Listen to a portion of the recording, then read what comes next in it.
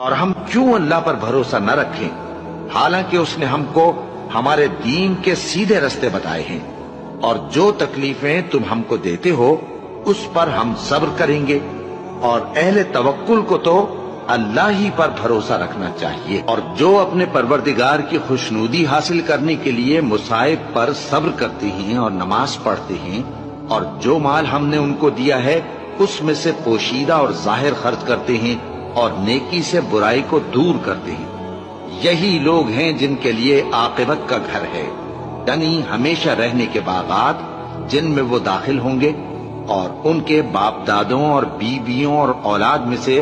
جو نیکوکار ہوں گے وہ بھی بہشت میں جائیں گے، اور فرشتے بہشت کے ہر ایک دروازے سے ان کے پاس آئیں گے اور کہیں گے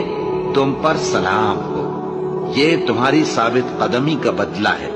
اور عاقبت کا گھر خوب گھر ہے